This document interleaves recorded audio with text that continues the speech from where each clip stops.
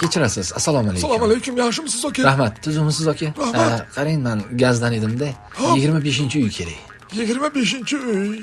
Mana mana shu uy. Mana shumi? Ha, mana shu. Ha, bo'ldi. Rahmat. Hop, salomat bo'ling. Xo'sh.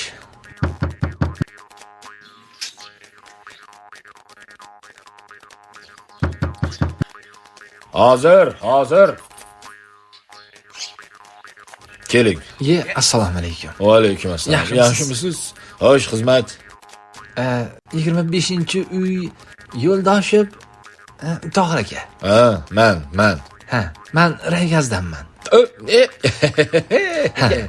Yaxshimisiz ukam? Keling. Nima xizmat? 1 million qarzingiz bor ekan. Bo'lishi mumkin. O'shanga endi shuni to'lab qo'ysangiz. Bo'ldi, ukajonim, to'layman haliga. Ozgina o'tsin, 3-4 kunda to'layveraman. Hop. Yo'q aka. To'lamasangiz men uzib ketaman. Qaqa to'layman. Pul yo'q. Ish bo'lmasa qayerdan to'layman? Tushunsangiz, sana baraka topib, pashag'ing chiqarib tashlayman, ha? Ish yo'q. Davlat ishida ishlamasam, Nima ish qilasiz aka bo'lmasam? men oddiy go'rkovman, tushunasizmi? Oddiy go'rkovman. Ish yo'q, mana sovuq bo'lganigacha erkaklarning hammasi ichish bilan ovora. Ayollar fitness klubda. O'lik yo'q. Tirikchilik o'lik bo'lgan, tushunasizmi? Sovuq bo'lganda ham maylidan nima deydi haliga? Suvash, mana o'tlarni o'rib turish degan tirikchiliklar bo'lib turadi. Shular ham yo'q, ukam, tushunasizmi? Yo'q. Bo'lsin, to'layman. Bo'ldi, asabiylashmang.